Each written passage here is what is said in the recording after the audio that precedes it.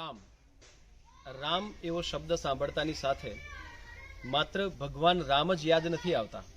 આ રામ આપણા સૌના જીવનમાં વણાયેલું એક નામ છે. રામ રાખે તેને કોણ ચાખે.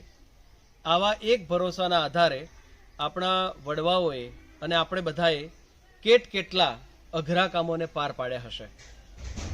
એકબીજા પર શ્રદ્ધા રાખવાની હોય ત્યારે એવું કહીએ છીએ કે તને તારા રામ વાલા હોય તો પૈસા પાછા આપજે. તો લેણ દેણમાં જ્યારે સ્ટેમ્પ પેપર નહોતા ત્યારે પણ આ શબ્દની જે તાકાત હતી એના કારણે લોકો એકબીજા પર ભરોસો રાખી શકતા હતા. મારી સાથે કોઈ નથી, મારી સાથે મારો રામ છે. આજે મારો રામ છે એ શબ્દ અગત્યનો છે. અહીંયા જે ભગવાન શ્રી રામ છે એ સિવાય પણ દરેક માણસ પોતાની અંદર એક રામ છે, એ રામને જીવાડે છે.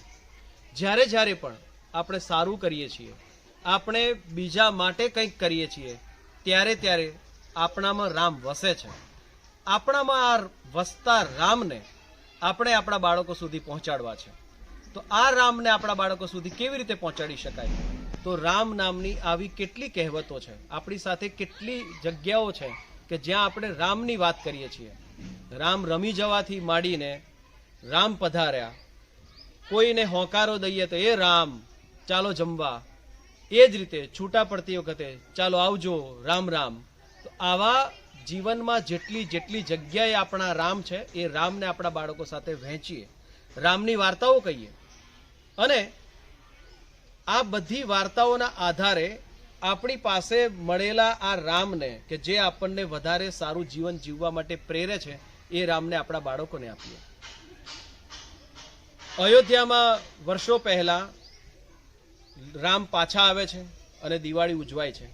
તો એવી જ રીતે આપણી પાસે પણ અત્યારે એવો એક મોકો છે. તો 22મી જાન્યુઆરીએ આપણે પણ આપણું આંગણું શણગારીએ, તોરણ બાંધીએ, રંગોળી પૂરીએ, દીપક પ્રગટાવીએ અને બાળકોને સાથે રાખીએ આ બધા કામમાં અને એમને આ પ્રકારની વાતો કરીએ.